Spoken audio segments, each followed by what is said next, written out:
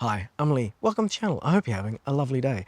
I'm a short, overweight, middle-aged white dude. I've got thinning brown hair, black gloss. I'm wearing a light blue t-shirt with my logo on it. Pretty cool, right? And I'm standing behind a Hyundai IONIQ 5. Now, I'm sure you've probably seen quite a lot of reviews and videos and things about the IONIQ 5, so I thought I'd do this a little bit differently.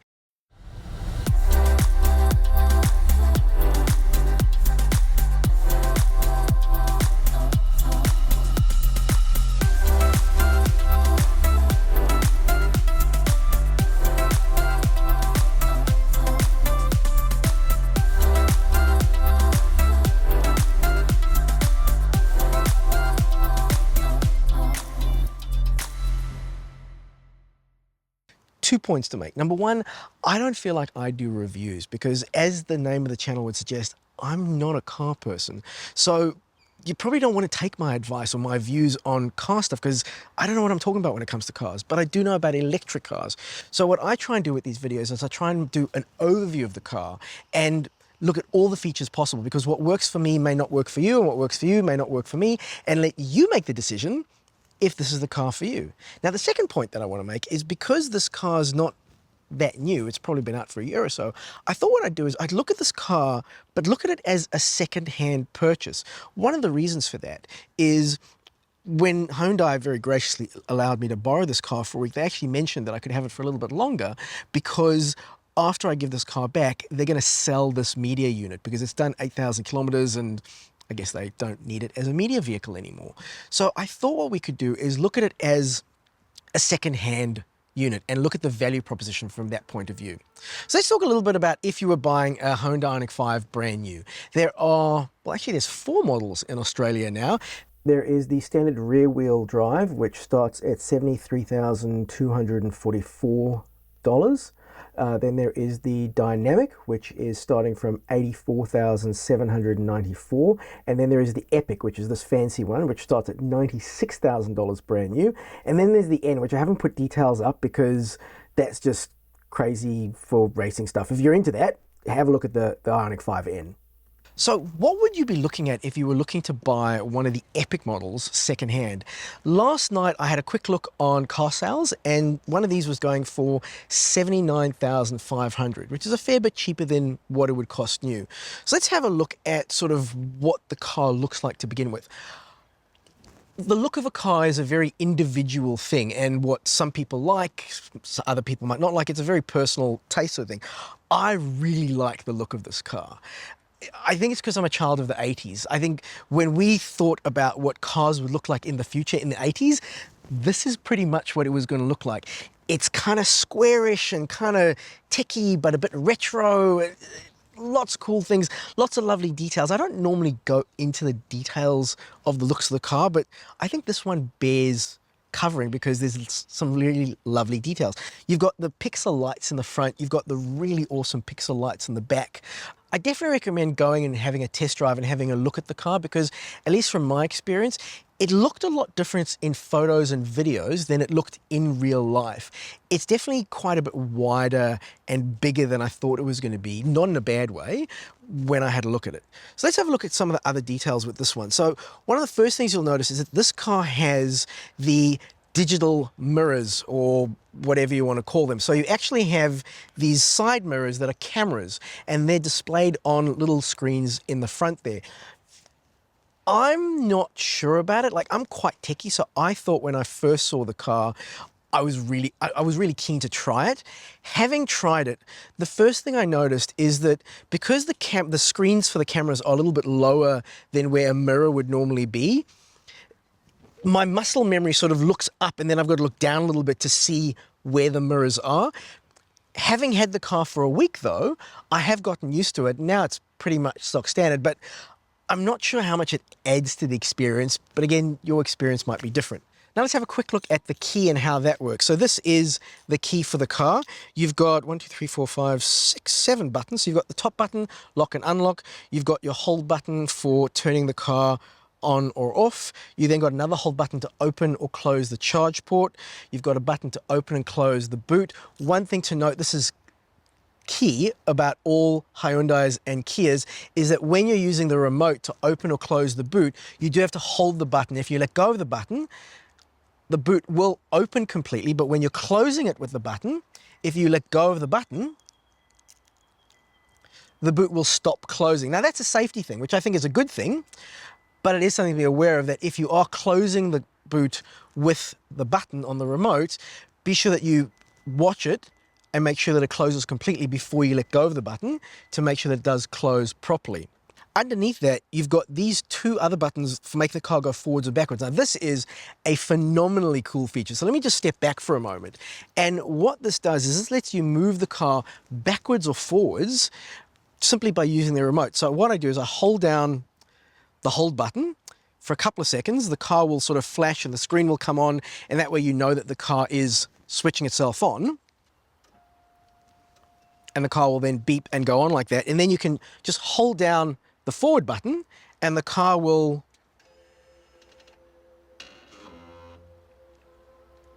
move forward a bit.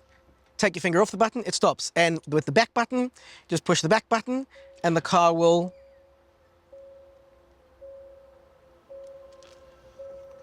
move back by itself. And then you can just lock or push the hold button and that turns the car off. The advantage of this is if someone has parked you in and you can't get into the car, or if your garage is particularly narrow, this makes it super easy to get the car in and out of tight spots, which is a really, really handy feature. The last thing I want to say with the key is that it's a smart key, and what that means is that when you walk up to the car with the key in your pocket, the doors will automatically unlock and present themselves. And it's a small thing, but I really like those auto present door handles. So I like the fact that they go flush when the car is driving, but then when you walk up, the door handles come out to you and it's really easy. Just grab the handle, come up to it and open the door. You will also notice here that behind the door there is a little lock thing here, so you can actually open it with a physical lock if you need to for whatever reason. So that's a brief introduction to the car. Now let's go and have a look at the boot. So to open the boot, you just either push the button there and it's a powered tailgate. Really nice feature of the boot actually is that you can set it up in the car. I don't have it set up at the moment, but you can set it up so that if you've got the key in your pocket, as soon as you just walk up to the boot, you wait a couple of seconds, it will notice the key is in your pocket and it will automatically open the boot up for you. So if you've got, shopping and your hands are full, whatever, you can get it to just open up for you, which is pretty nice. Now let's have a look at the space in the boot. So fair bit of space. I'll just move the parcel shelf out of the way like that, and you can see it's fairly easy to remove the parcel shelf. At the moment it's forward, but there's a backwards position behind it, so you can have the parcel shelf forward and backwards. The reason why you can have it forward and backwards is because the back seats can actually recline a little bit more, so you need the forward position to be if the seats are right up, or the backward position if the seats are reclined a little bit. In terms of space, it's 527 litres, I think. I don't know why people use litres to measure it, because how often do you fill this with milk bottles? I don't get that. You do have a little bit of space underneath the floor, and I'll just move this right out so you can see it. And I'm not sure what this is taking up space from, but that's taking up space. But you can see you've got quite a bit of space down here at the back. In here you've got your slow charger. So this is your basic charger that you can use to just charge the car when it's plugged into a normal wall socket. You then have a tyre mobility kit. So that is if the tyre goes flat. There is no spare tyre, but that is to repair a tyre. And this little feature, this is very, very cool. And we'll cover this a little bit later. So this is the vehicle to load adapter. What vehicle to load does is that you can actually use the battery in the car to power other things. So for example, if you were going camping or something like that and you wanted to power a fridge or what have you, you can just plug a normal wall socket into that and power a whole bunch of things. And this car can push out up to 3.6 kilowatts, which is quite a lot of power. To give you perspective on that, my house on an average day is only using about 0.7, 0.8 kilowatts, and this can do 3.6 out. So even if you wanted to use like a small air conditioner, well, maybe not a small air conditioner, but if you wanted to use, say, induction cooktop while you're camping, or a small fridge or something like that, you could power a whole bunch of things directly off the car. And you can set in the car how much power it can or can't use, so that obviously you don't flatten the battery completely. But the size of the battery in here, so this car's got a 77.4 kilowatt battery, I think, and most house batteries are about 10 kilowatts. So this could theoretically power a house for a week or so. So that's quite a bit of space down here. Over on the right hand side, you've got this latch here, and what this is for a manual release for the charge port. So if you plugged it into a charger and for some reason you couldn't unplug the charge cable, for some reason it's stuck in there, you can manually pull that and that will release the charge port for you. And then over on the left hand side, you've got your 12-watt, for us oldies, lighter sort of socket, and then you have the hooks and whatnot for your parcel net. So finally, let's go and have a look what this looks like with the seats down. Now, I can't put all the seats down because we've got the child seat installed there, but I'll show you how the back seat comes down. Unfortunately, there's no button or anything here to lower the back seat, so you do actually have to, you know, like an animal, come here and manually pull the latch to lower the seat down. Doesn't go 100% flat, but it goes pretty darn flat. And then to lift it back up, you lift the latch again, and you can see this is sort of like the really upright position. This is the middle position, and then that, as you can see, is the really lean back position. So that's why the parcel shelf has the option to go this far back. And that is a look at the rear storage of the Hyundai IONIQ 5.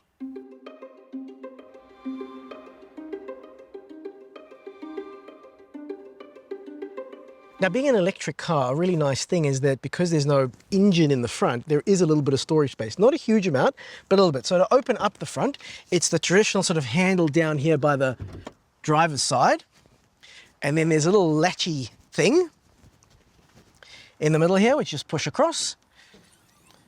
I like that it stays up by itself. You don't put any catches or anything. And this is the frunk or storage space. Not a huge amount of space, but hey, look, it's better than nothing. And I appreciate that, you know, you could put maybe a couple of cables or some charging things in here. And then over on the left-hand side, you've got the washer fluid, and everything else pretty much don't touch. And that is the front of the IONIQ 5.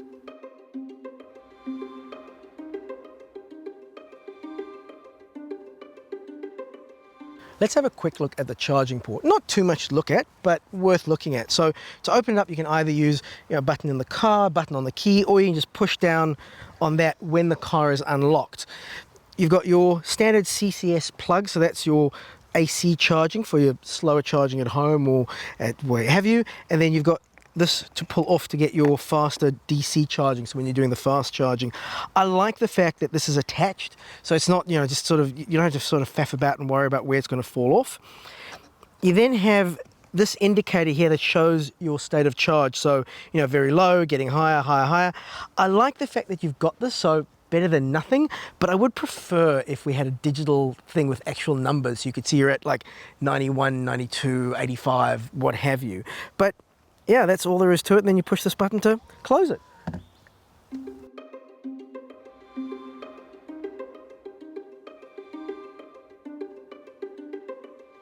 Welcome to the backseat of the IONIQ 5. Some really nice features in here which I'm going to go over. So on the door you've got your window obviously, and you've got your control for the heated seats. There's a space back here which the lighting comes up. It looks cool, but I'm not sure what the logic is. I suppose just to sort of be able to hold on to it. That's quite nice. You've got a window shade, which I I haven't seen a lot of cars with the window shade built into the door, so I really like that. It's really cool. You then have space down here, which I think you can get a probably decent sized water bottle in there. You've got air conditioning control.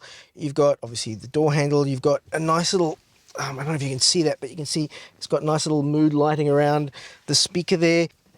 You've got a mesh net to carry stuff. You've got two USB ports here and a little bit of storage area here. Not a huge amount of storage, but it's there. You have a armrest with another two cup holders in that area there. You do actually have seat controls on this as well. So you can have the seat come up a bit, so if you want to sit a bit more upright, or you can lean the seat all the way back like this. So you can actually lean back quite a lot. And that's your middle one. You also have electronic controls of the seat to move the seat forward or back with this trim, which is really nice. Loads of space. Again, because it's an electric car from the ground up, you've got all this lovely space down here on the flat floor, and you also have your electric port down there, so you can actually plug a standard electrical socket thing down there so you can power stuff.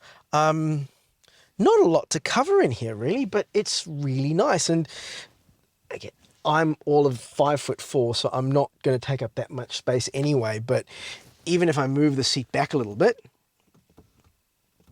oh, cool! I didn't realize it. So the bottom one here is for the back seat, and the top one is for the other back seat. So these are actually controls for the back seats.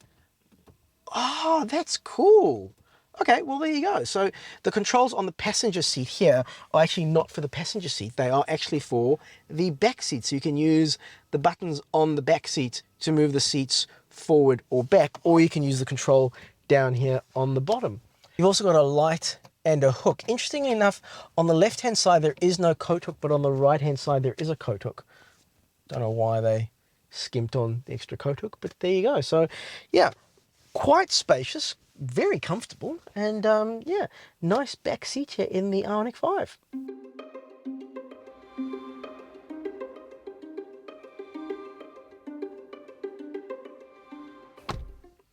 Welcome to the welcome to the driver's seat of the Hyundai IONIQ 5.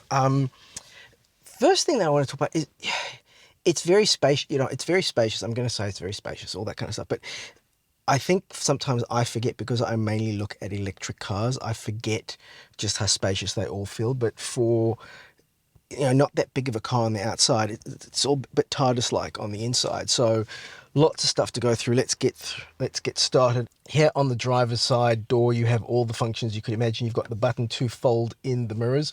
You've got the electronic mirrors, which we will discuss at length a little bit later. You've then got the control to adjust the left and the right, and you can actually adjust the mirrors. So if I go in here and say let's adjust the right one, you can actually sort of move it up and down a little bit and round about, but it definitely takes a bit of getting used to. You've then got your lock and unlock, you've got your windows, you've got child safety, all that kind of stuff. Then down here you've got a park button, a button to open and close the boot, and something to note that you do have to keep holding the button. You can't just push it and wait for it to open. I think the logic there is, from a safety point of view, you know, if you're not looking directly at the boot, you can take your finger off and it stops moving right away. So I think that's actually a good thing. I think that's traction control off, I guess. And this is to adjust the level of your lights. You can actually make them a little bit higher or lower, 1, 2, or 3.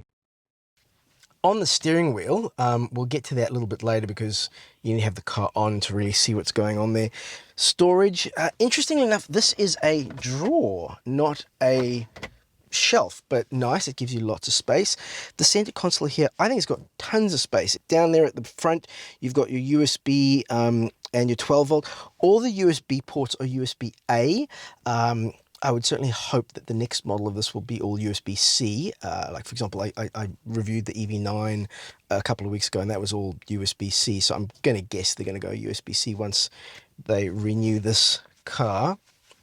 So you've got a little space there. You've got this area here. Now, this seems like just sort of empty space, but let me show you something really cool. There's a handle down here, well, a handle or something, that you push that, and you can actually move that center console out of the way and really kind of, you know, chill out. Obviously, I wouldn't recommend doing this while you're driving, but if you needed to get over to the other side of the car for whatever reason,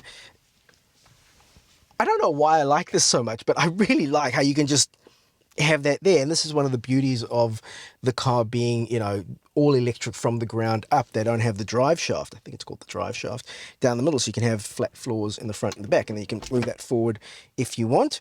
You've then got tons of storage down here to put a bag or something like that. You've got your wireless charger for your phone down there. And I like the fact that the wireless charger for the phone is out of reach. So you put the phone down there and you can't reach it while you're driving, so you're not tempted to, and so on. Another 2 USB ports. I'm not sure what I think that's to show if the wireless charging is going. Decent sized cup holders. Down here you have this little storage area which you can lift up to have it a little bit out of the way, or in there you've got a little bit of storage where you can just store stuff like that. Over on the door, I forgot to mention, you do have some space here for a little bit of storage and another bottle holder. You've got your 1 and 2 seating positions for the seat, and you've got quite a few different things you can do with the seat. So, you know, backwards and forwards, the usual. You can have the back go up, the back go down, the front go up, the front go down. You can adjust the bit here that lifts your legs up, and that's when you're putting into the whole relaxing mode, and we'll go into that in a moment. You then got lumbar support backwards and forwards, not up and down, unfortunately. You can then obviously recline like that. And then the party piece is the ultra relaxing function, and I think I've got to turn the car on to do that. So let's go ahead and turn the car on. It's got your standard sort of start button there. You can see everything sort of comes to life. You've got this lovely screen here where you can set up profiles, so it'll remember your settings and so on. And then you have this nice interface here, and you can get to all of your settings and that, and we'll get to that in a moment. So getting back to the seat, this button here, please make sure there is enough space behind you in the back seat. I go, yep, there is, and press it, switch the button again.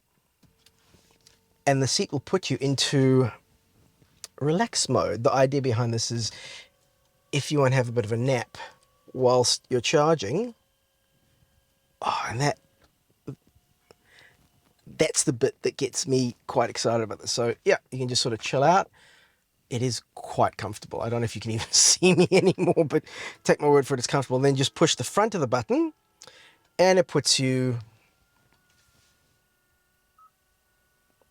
right back to your standard position. And I may have fast forwarded that a little bit because, you know, it's taking a bit of time. Getting back to the features here. So on the steering wheel, now that we've got the steering wheel up and running, behind the steering wheel, you've got 3 stalks. So on the left-hand side, you've got your windscreen wipers, you know, up, down, left, right, all that kind of stuff. Also for spritzing, and you've got your auto function. I'd probably just leave it on auto most of the time. On the right hand side, you've got your lights, and this is your indicators as well. And underneath it, you've got your shift gear, shifting thing. So push the button to put it into park, put it forward to go into drive, put it back to put in reverse, put it in the middle for center. Over on the left hand side of the steering wheel, you've got your voice assistant type stuff. So hey, you know who, you got your mode button, you got your phone button, you got your volume up and down. Push that in to start and stop the radio or the media. Then you can adjust things up and down like that. You've got your custom button, and that custom button will take you to home. At least that's what I've got it set to take me home. So for example, if I was in the information window here and I then pushed that button there, it would take me home, he says confidently.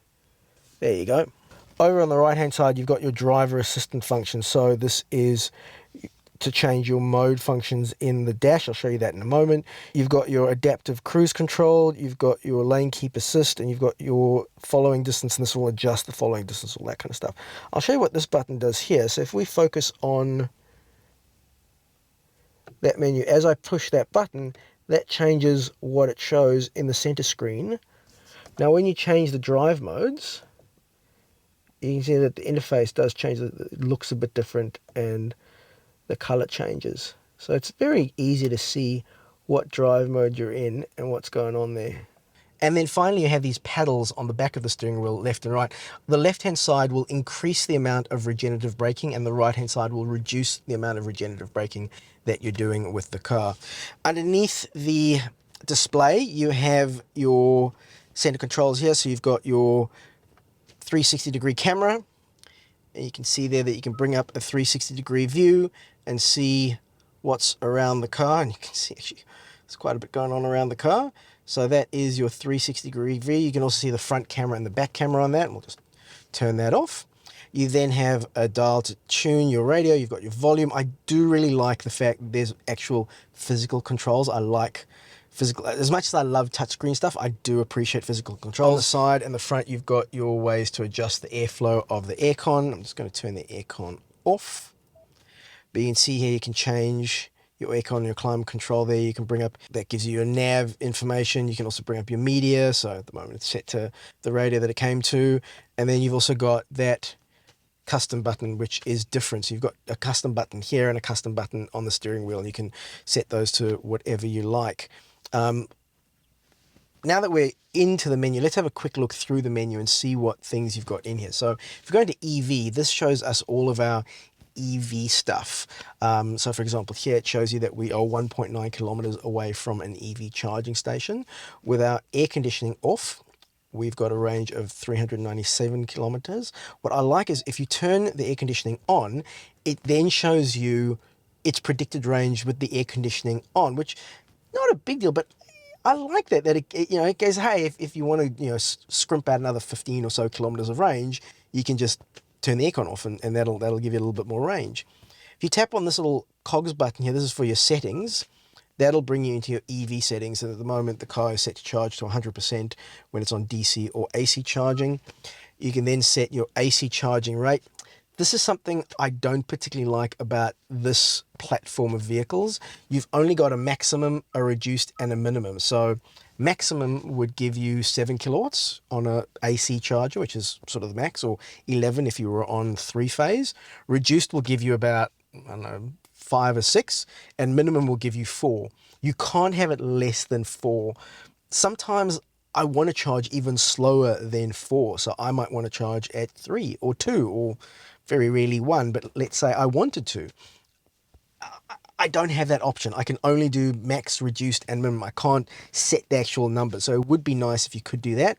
Not a big deal, but I think as you become more familiar with owning an electric car and managing it and stuff like that, you might want to have a bit more control than that. Battery conditioning mode, this is really cool. So what this does is that if you are driving to a super fast charger, the battery needs to be at an optimum temperature to get the most out of that charger. So sometimes if the battery is too cold or too warm, when you plug in, the battery's got to either cool down, or warm up to get the most amount of power out of that charger. Whereas what this will do, this will actually start getting the battery to the optimum temperature so that when you get to that fast charger, you can plug in and get the most amount of juice as possible. Utility mode, this refers to the vehicle to load function, so you can actually power things off of the car, which is every electric car should have this. I don't know why they don't, but it's a fantastic feature. Smart recuperation, this is your regenerative braking, and you can set it to medium, so on and so forth. You can set the charging thing to be locked. I'm not going to go through everything, but you can see there's lots of stuff you can do in the EV settings. You then got maps. You don't have to see maps. We can cover that a little bit when we're driving. Navigation, phone projection. So that is for Apple CarPlay or Android Auto. Unfortunately, it's not wireless, so you do have to plug the phone in order to do that. You've got voice memos. You've got climate control. You've got, in this model, you do have ventilated and heated seats, and this is where you can adjust the level of ventilation or heating in your seat. I'm just going to turn that on. I haven't actually tried this before, so let's see. Okay, I can feel it starting to ventilate my rear end. You can actually, I don't know if the microphone's picking it up, but you can actually hear it a little bit. I find this confusing because it says off there. Okay, no, that actually does make sense. That's fine. And then you've got, so 3 levels of heated, 3 levels of cooling. I I'd like physical buttons for this. It'd be nice if you didn't have to go into a touch menu to do this. One of the reasons why I prefer not to do anything with the touch menu while I'm driving is I'm short, and I have quite short arms. And if I'm driving, I can't reach that touch screen. I can reach here, but I have to actually lean forward from my driving position to touch a touchscreen. So if there were just buttons here, that'd be nice. So looks like, no, that shows you the settings and stuff. So yeah, it's not a big deal, and most people don't have arms as short as mine, but there you go. And you can see that you can control the front and the rear climate, and you do have a heated steering wheel, though you've only got one level for that, on or off. Quiet mode is a really interesting mode in these vehicles. So what quiet mode does is that it allows you to lower the volume in the back of the car. So you're going to have a different volume of audio in the front as you do have in the back. The reasoning behind this is if you've got bubs or a child or anyone, I suppose, in the back seat who wants to have a bit of a nap and doesn't want to listen to stuff, but someone in the front does want to listen, it's going to try and adjust that so the people in the front can listen, but the people in the back don't have to hear it as loudly. So it works okay, but yeah, it's better than not having it. You've got your memory seat configuration, so you can set all these different modes of moving seats backwards and forwards and doing all this cool stuff. So that's pretty nifty. And then if we look in the settings for the vehicle stuff, again, we've got tons and tons of features. I really like how much safety features there are built into this car. So you've got front collision awareness, you've got adaptive cruise control, you've got lane keep assist, you've got attention warning. So there's sensor, I guess, somewhere around here that sort of, I'm guessing it's looking at your eyes. I don't know, but it tells you whether you should take a break or so on. You've got speed limit warnings. You've got blind. The rear traffic warning is really good. So if you're backing out of a driveway and there's a car coming or someone's walking past, it'll ding, ding, ding, ding, ding, ding, it'll warn you that someone's coming. So lots of great stuff there. The heads-up display. Now I'm going to try and play some B-roll over this to show you what the heads-up display looks like. I love having a heads-up display in a car. You see your speed, you see the speed limit. If you've got it turned on, you can see your navigation. So, you know, turn left in 300 meters, all that kind of stuff. You've got it in the dash in front of you, but having it in front of your, sort of in your line of sight, and you can move it up or down, you can adjust where it is, so it's not so much in your line of sight, but just having it closer there means I don't have to drop my eyes so far down to look at the dash. I can look straight ahead and I can just sort of touch down a little bit and see the information that I need to see. Really, really good. And you can customize it a little bit. The one bit of customization that I wish you did have, which you don't, is I wish there was a way for me to turn it on and off just by, you know, like channeling it to one of these custom buttons. So that you can't do that, unfortunately, but it'd be really nice if you could, because there are just sometimes when, let's say I'm driving somewhere that I'm not familiar with, I need directions, so I'm following the directions, but then I get close, I'm like, oh wait, I know where I am, I know where I'm going. It'd be nice to then turn it off so that I don't have it there if I'm starting to find it a distraction or not. So yeah, it's great when I need it, and it'd be great if I could turn it off very easily when I don't need it. You then got your cluster settings, climate, seat, lights. Here is something really cool. So in the ambient light settings, you can change the color of the ambient lights, and you probably can't see it too much because it's, you know, during the daytime, but here you can pick, you know, ocean blue, jade green, and there's coloring down by the windowsills here, and there's a little thing around the speaker and down in the back, and sort of as you change these colors, you can pick the look and the color. And you know, it's funny, when I started looking at cars, I saw this function, I was like, who cares? Turns out I do. It's really cool to just change the color of the inside lighting, and you can even customize. You've got this whole scroll wheel here where you can pick different colors and change them to your heart's content. I prefer the darker shades myself. But yeah, so that's really cool. You can also link it to drive mode. Oh, you could link it to drive mode. That's kind of cool. So the color of the mood lighting changes according to the drive. That is cool. I like that. As you can see, tons and tons of settings. That thing that keeps coming up in red, that's just warning me that the car is on, but I'm not driving it. So it's kind of like, hey, just be aware that, you know, it's using battery. As you can see, I've been sitting in the car muttering away for quite a bit of time, and the battery is fine. Like I haven't lost 1% or anything like that. Up here, you've got the controls for the lovely sunshade. You can stop that and open it and close it and pause it if you want, so you can have it half open, half closed. You've got the lighting control. You've got a little dome light over there. So I want to show you a little thing about the UI here. You can, if you go into settings, theme and layout, you can change the layout to be white or black. And you can also have it automatic. So during the day, like your phone, it'll be the brighter color, and at night it will automatically switch to the black. Now I actually prefer the black, so I'm going to change the black and leave it as the black because I just think it looks better. So that's just a matter of personal preference. Quick thing I want to show you here in the CarPlay settings. So here we are on CarPlay in the maps, and I don't know whether this is a issue with Apple Maps or it's an issue with Hyundai, but I want to show you something. So if I want to move around the map, that's fine, but if I want to zoom in or out, I can't pinch or pull on Apple Maps. I've got to tap on the map, and then I get this plus or minus to zoom in or out, and then I can use that to move the map around, although I can just do it with touch to move it around, and you get the 3D mode as well and all that kind of stuff. But if you're an Android, you can pinch and pull. So, you know, that's just weird to me that you can do the pinch and pull in Android, but you can't do it in CarPlay. I don't know whether it's Apple that's done that, or whether it's Honda's implementation, but I know you can pinch and pull in other cars, so hopefully Hyundai can change it. It's not a big deal, but it's just an oddity that I noticed. And so here we are on Android, and you can see we can easily move around, same as with Apple, but if we want to zoom in and out, we can pinch and pull. So it's easier to move around the map in Android than it is on CarPlay. Bit odd, but there you go. That's just a thing I thought sort of is worth mentioning. This is one of those features that I sort of take for granted in other cars, but I like the fact that when you turn the car off and open the door, the seat will roll back a bit to make it easier to get out. And as someone who is vertically challenged, so my comfortable sitting position is quite close into the steering wheel, the fact that the seat moves back a little bit to help me get out a bit easier, it's a nice little thing that I appreciate.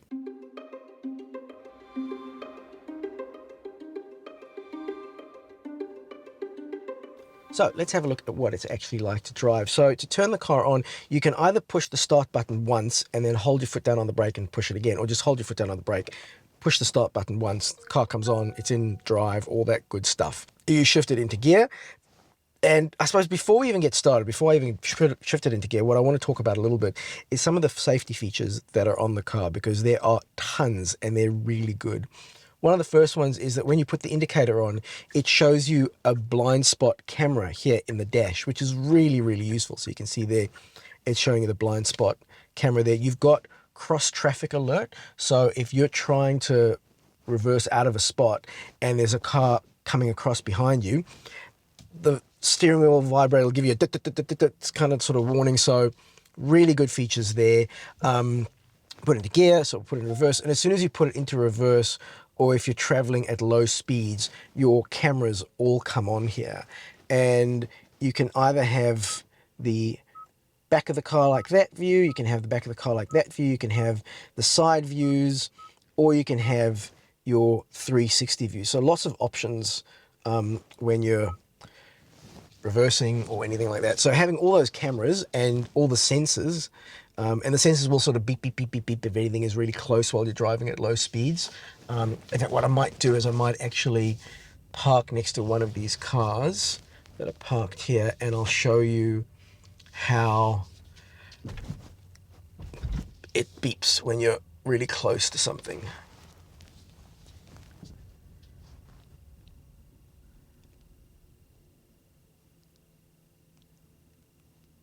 And I parked too, oh, there we go.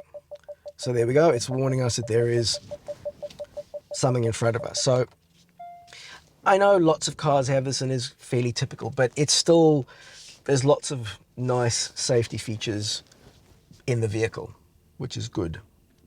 The first thing that I noticed when driving this car is the steering. Now, I'm far from an expert when it comes to the driving experience of a vehicle, so take this as you will.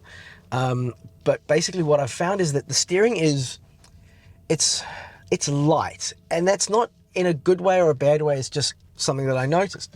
And what I mean by light is that it feels like it takes less strength or energy, for lack of a better word, to turn the wheel. So my daily drive is a Tesla Model Y, and it definitely feels like in the Model Y, I've got to put more energy into turning the wheel to make the wheel turn. Now, it's not a huge difference, but it's just definitely something that I've noticed with the IONIQ 5.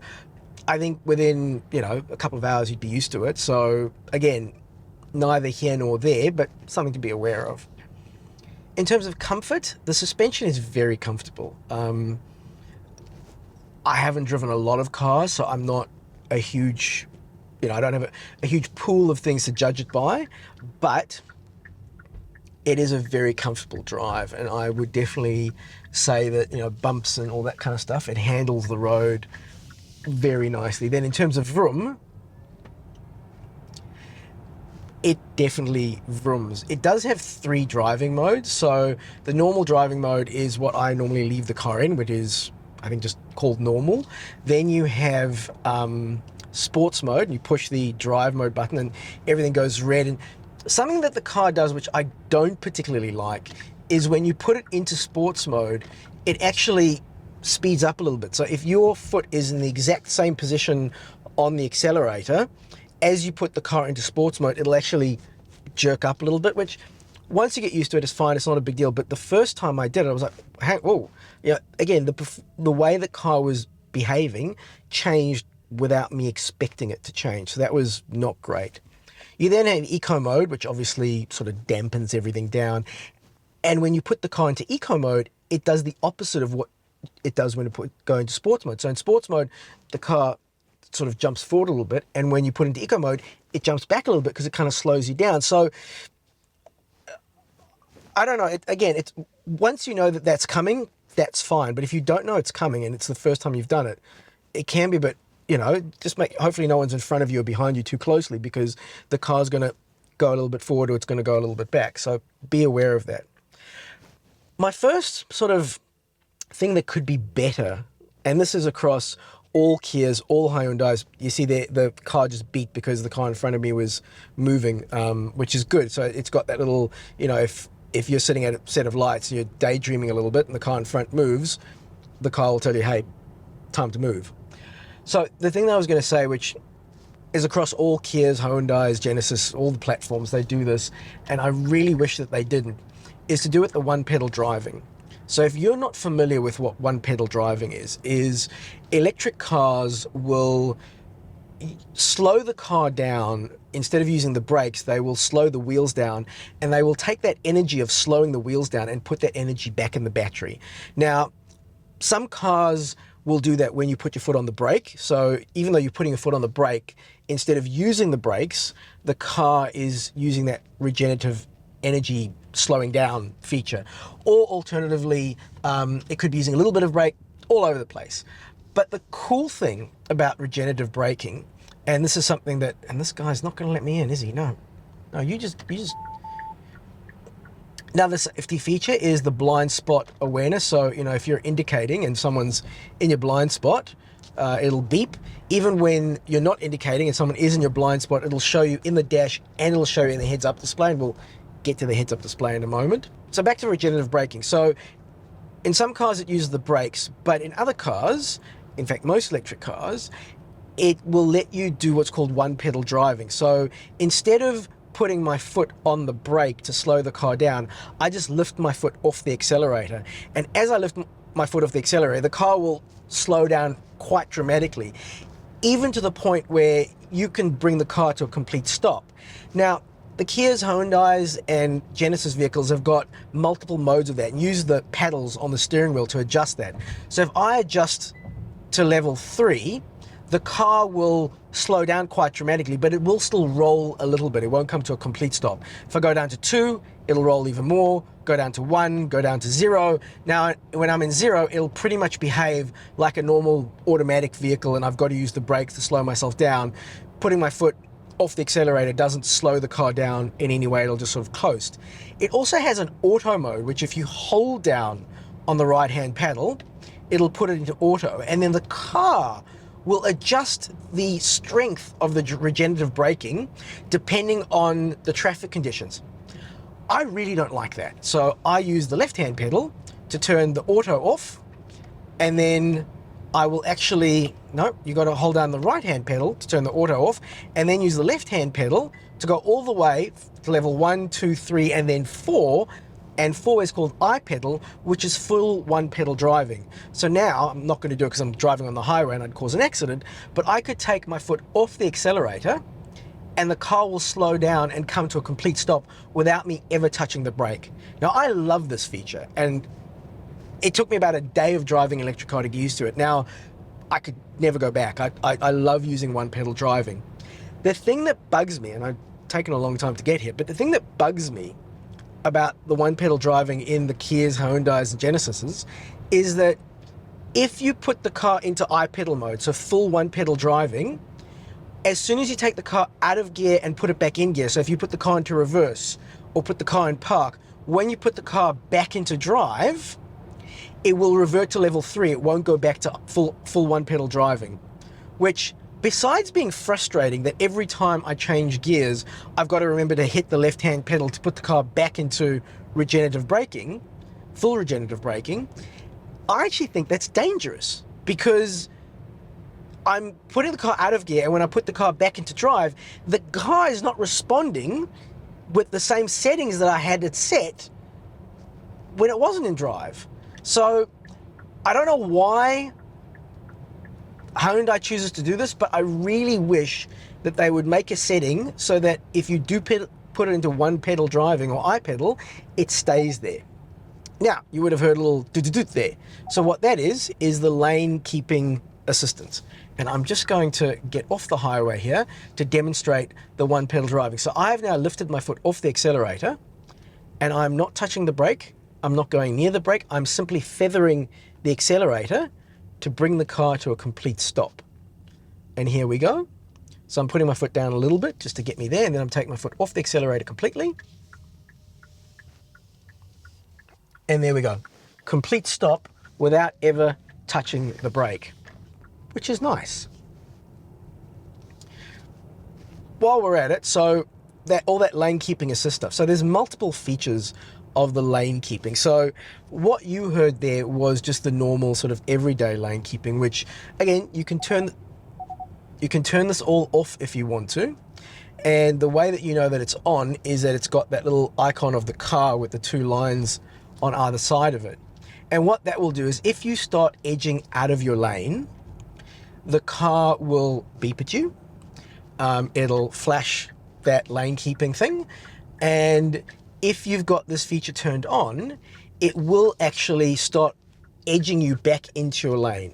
Now, I can see how some people would find this feature very frustrating and would hate it, would really not want it on, because the first time it happens, if you're not expecting it or whatever, the car is effectively taking over, which I can see would be, oh, don't like that at all, don't want to do it.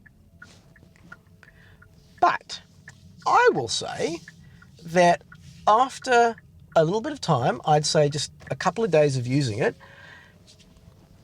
I still find it a little bit frustrating and a little bit annoying, but overall, I think it's a good thing and I leave it on. Here's my reasoning. Bear with me. There's a show that my wife and I used to watch on TV. She used to live in Canada. And if you look on YouTube, you can actually find the show still, called Canada's Worst Drivers. I suggest starting with season 5. And besides all the entertainment side of it, they actually did a lot of stuff in that show to give you better skills on how to drive. And one of the things that they always talked about was look where you want to go. So if you are driving and suddenly something out of the corner of your eye grabs your attention and you look over to the left, you look over to the right, naturally, without even thinking about it or doing it, just naturally, what's going to happen is you look over to the left, your hand will start going to the left and you will start going over to the left. So it is very easy while you're driving to unfortunately get a little bit distracted and veer a little bit out of your lane. It's hardly going to happen, but it's possible. And so having that feature on so that it gets you back in the lane, I think is a really good thing. Now, let me put it into sports mode and you can see how the car does when it comes to vrooming, because this is an on-ramp to 100 k's an hour. So 3, 2, 1.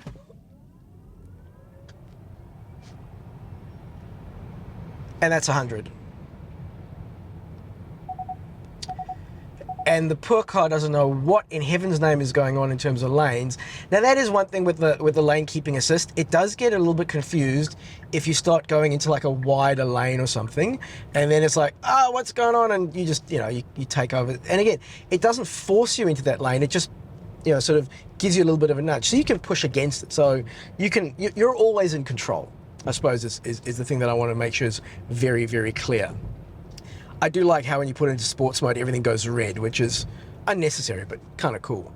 When you put it into sports mode, the steering does tighten up a little bit, but it doesn't tighten up so much that I'd say, it makes a huge difference, at least from my, granted, uneducated opinion in terms of what it's doing.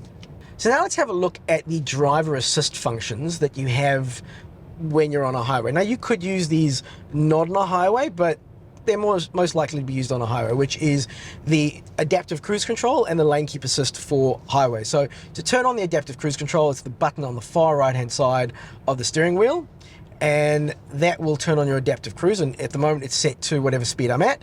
And then I can use the dial on the right-hand side to push up and hold it up, and it'll go up by increments of 10. So I've now set it to 100, but I can go down or up by increments of 1 or 2, so on and so forth, really easy. And what this does, this will adapt your speed depending on the car in front of you. At the moment, I've got the car set to 3 car lengths, and again, you can use the button underneath that on the steering wheel to change the car lengths to 2, to 1, to 4, to 3, and so on. Something that I don't love about this is that you have to cycle through it, so you can't go, if you want to go from 3 to 4, you've got to go 3, 2, 1, 4. You can't go 3, 4. So, look, not the end of the world, but it would be nice if it did that. The next level of that is your lane keeping assist, because at the moment, the car is adjusting my speed, but I have to keep steering.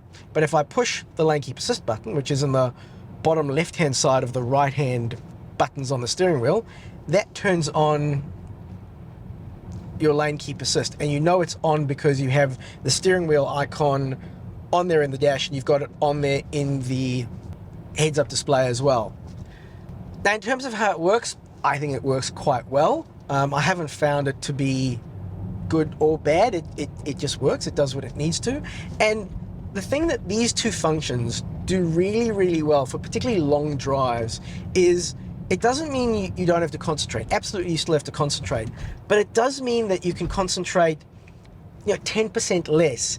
And just that little bit of not having to concentrate all the time means for long drives, at least I've found, I'm far less fatigued at the end of the drive. Now, a nice feature of this is that as soon as you indicate, it turns off the lane keeping assist, so you can get over into the other lane.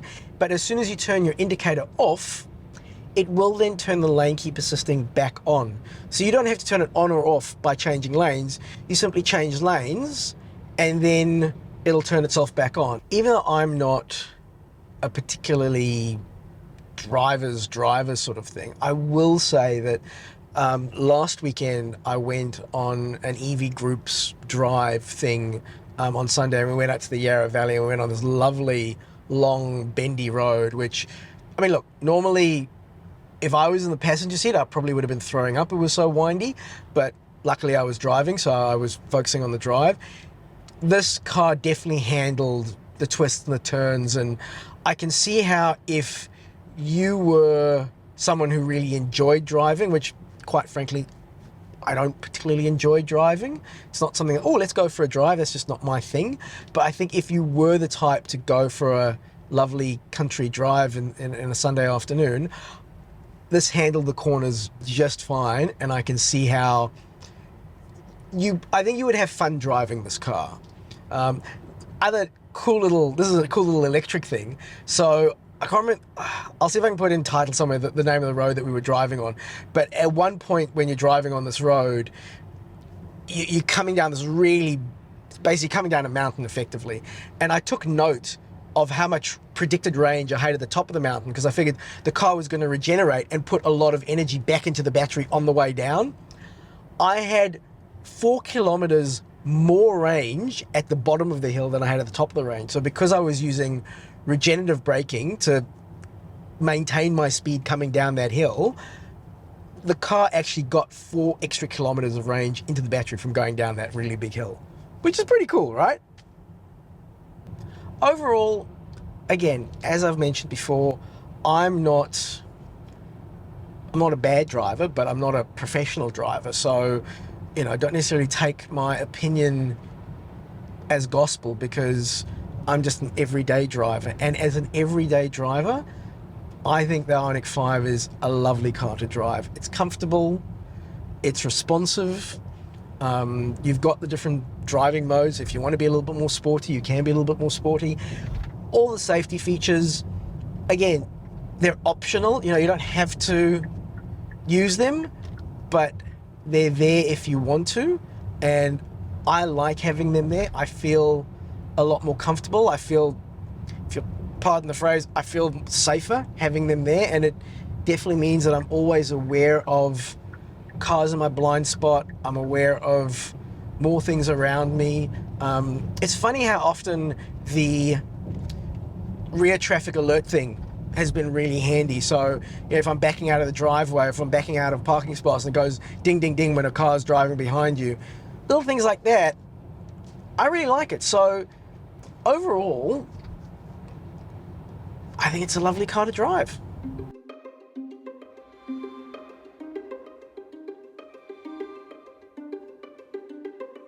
So what are my thoughts about the IONIQ 5 as a second-hand vehicle and the value proposition there? Well, let's first start with the thing that is a deal breaker for me. The fact that it doesn't have a cell chip and you can't access it from your phone, for me that is a deal breaker. Having said that, if you've never experienced having a car with a cell chip, you may not care. In fact, you might be someone who has experienced a car with a cell chip and app access and thought, it didn't really make that much of a deal, I don't care either. So if that's not an issue for you, I think there's plenty of reasons to like the car. It's got plenty of zip, plenty of pip. The range is fantastic. The fact that it's part of the 800 volt architecture, so you've got 250 to 350 kilowatt charging for when you're doing those long road trips. Being able to charge so quickly from 10 to 80%, I think makes a big deal, and is definitely a quality of life type thing. The heads-up display, really great. The UI, the interface is nice. The fact that you've got Android Auto, Apple CarPlay. The mirrors, I could take them and leave them. That's up to you. But again, you could get a model without the mirrors and just get sort of normal mirrors. You've got plenty of space in the back if you want to store things. Plenty of space in the cabin. The fact that it just feels so roomy when you're in there. The sound system, Archie would definitely buy it just for the sound system alone, but he's got a while to save up for that much money.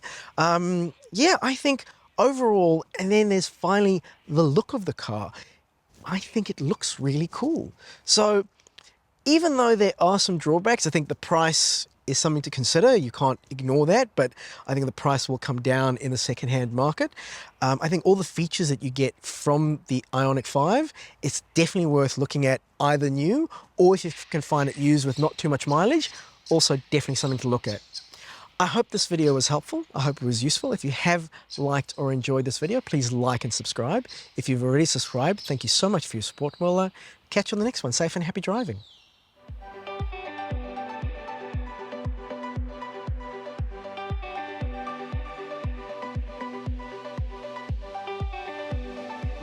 Yeah, there you go. And so it switched level 3, which is annoying as an annoying thing. Well, that's a very orange car. So the problem is now I've got no idea when I was recording and when I wasn't recording, which is, you know, bad. So let's have a quick look at the charge port. Not much to it, but I think it's worth covering what's here. Hello, birdie. Sorry, I'll start that again because it's magpies. We're encroaching on their turf. Kind of see the heads-up display. And here's hoping I pushed record on any of the buttons. Melbourne is huge. I mean, I've driven a fair way out and there's still another suburb. Yeah. Walk up to the car with the key in my pocket. It's always when you want it to work, isn't it? Okay, so that's rolling again. Maybe, oh, darn. So what the heck was I talking about? I don't remember. Fundamental to what I was. And I really like a feature. Yes, I know. I really like a feature. Ooh, pardon me. Ooh, burpee. At least from my experience. Sorry. Just push back there. You can remove it if you want to, so nice and easy to remove. Okay, let me try that again without coughing my lungs out. Welcome to the back seat of the Kia. No, not Kia. IONIQ. 6th seat. Let me. Spider. Lots of spiders. I'll leave you alone. You leave me alone. Everything's cool, right? Oh no, they're mosquitoes. It's worse. Oh god. Oh, they're gonna eat me alive. No, I keep rolling. Okay. In Australia, smart recuperation, this is your, oh, for heaven's sakes, brain, please function.